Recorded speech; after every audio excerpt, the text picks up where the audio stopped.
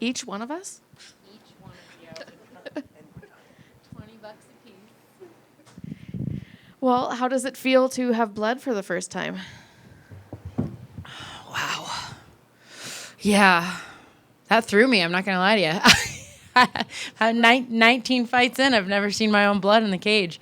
But it feels good. I feel like I'm going to grow from this. Tonight was a really good learning opportunity for me. And tomorrow, we're going to go back to the house, rewatch the fight, I'm sure, and dissect it. And tomorrow's a new day.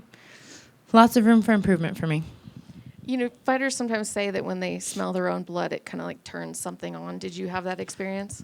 Or was it maybe not enough blood? No, definitely like at the end of the second round, I like hawked a loogie.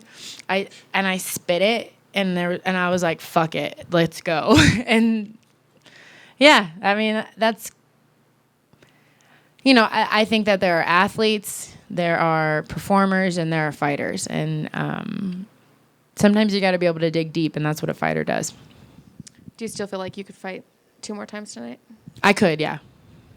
That's happened a lot in judo. Yeah. Maybe not like hawking the loogie, but having to dig deep. And do you still feel like you did enough to get that title shot? I hope so. I think Ketlen's the number 2 girl in the world. She might actually be better than some of the girls who are about to fight right now. So, yeah, I think I'm ready. I'm ready for the title. What if the UFC comes and says, you can get the title, but you got to wait a year? Would you wait a year? Would you do the Michael Chandler route and wait? No. What would you want to do in the meantime? I would fight. Is there somebody you'd... Fighters fight. When you're the best in the world, you're the best in the world. It doesn't matter. I'm the uncrowned queen. If I have the belt, if I don't have the belt, I'm still the best in the world. So I'd fight. I don't care who it is. Fill in the blank. I mean that when I say it. I don't think that there's anybody in the world that will beat me right now. Amanda Nunes tweeted a few things, and they're cryptic things, or it seemed to imply she was excited to maybe come back, or what do you think? I haven't seen the tweets, but good. That's the fight you want? Of course. Yes. She's the greatest of all time. I was saying that when I started MMA, when I was like this young idiot who did. I mean, that to me, that is the biggest compliment you can give someone. Like, I think you're the best in the world and I want to fight you. When people say that to me, I consider it a compliment. I don't consider it like disrespectful. So, I know she's happily retired. And if that's the case, that's great. But if she wants to come back, I want to be the one to welcome her. Last one for me. Would you prefer to fight her, seeing as she's the greatest, or would you rather have the title? Which would you? I can't have my cake and eat it too. Well, which would you want first, I guess? I would like the title first, and then just put the cherry on top. Thanks. Thank you. Kayla, over here. At media day, obviously, you said Ketlen's one of the tougher girls in this division, just because she's been in that top 5 for so long. You guys were at the press conference arguing over black belts in judo and Olympics. I know. So when you were in there and you locked up, like adding the elbows and the kicks and everything, was she at all better than you thought she would be in those situations? Yeah, listen, Ketlen's a beast. She definitely has improved since some of her fights. Her takedown defense was on point today. She was really patient, even with her striking, never overextending herself, never really opening herself up for me to shoot off of her punches. So she did a great job. I have nothing but respect for her. Like I think that she brought out. This is going to unlock a new higher level of Kayla, and I'm really grateful for the opportunity to have shared the cage with her tonight. And she was strong. I was very surprised. Like, everyone, always talking about me looking strong, but she was strong. And I think everyone, they were interested in this fight just because you were, fighting a high-ranked individual. But I think people were surprised that Ketlen, talked trash to you. Oh my God, I was surprised too. But did you like that? Like, I did. Yeah.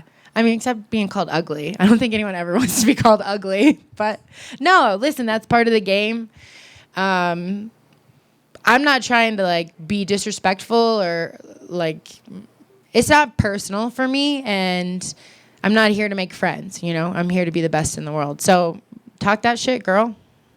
Then just one last one, unrelated to your fight, but I'm just curious because you've been, in combats and martial arts for so long. But the Kevin Holland fight that just happened, I did not see it. What happened? Kevin, he couldn't make it out of the next round because he broke his ribs. Oh. And his coach was asking, like, do you want to continue? And Daniel Cormier was like, that shouldn't be the fighter's call. That should be the coach's decision because the fighter's going to want to fight through it, and it should be the coach to save it. Roman thought it should be the fighter's call because, they want to fight through this. But I'm curious, as someone who's been in martial arts for so long and had so many coaches, should that be the coach's call, or do you think it should come down to the fighter? I mean, I think that is an individual case by case, For me,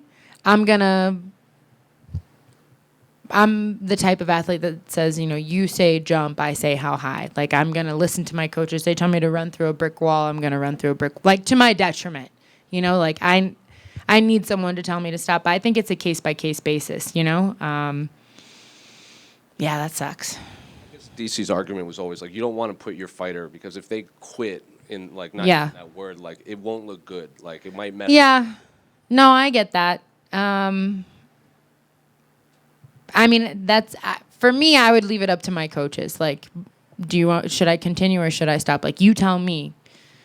But I trust my coaches with my life. So.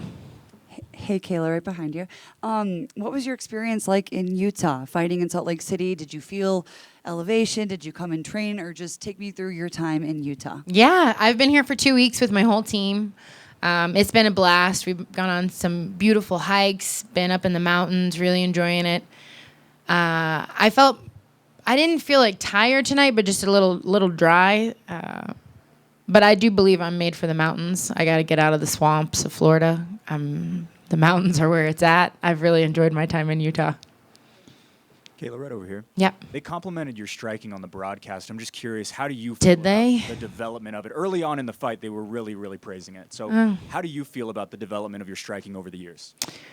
Yeah, listen, I train at the best team in the world, American Top Team, with the premier coaches, Mike Brown, Steve Mocco, Anderson Franca. They are all,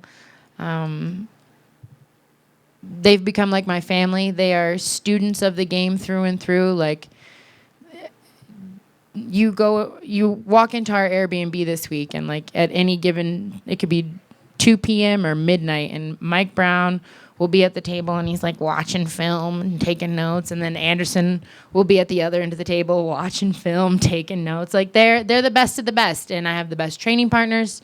I couldn't ask for a better team and a better support system around me. And if I have made improvements, it's because of them and because of their belief in me, and I guess a little bit because of my discipline and just stubbornness.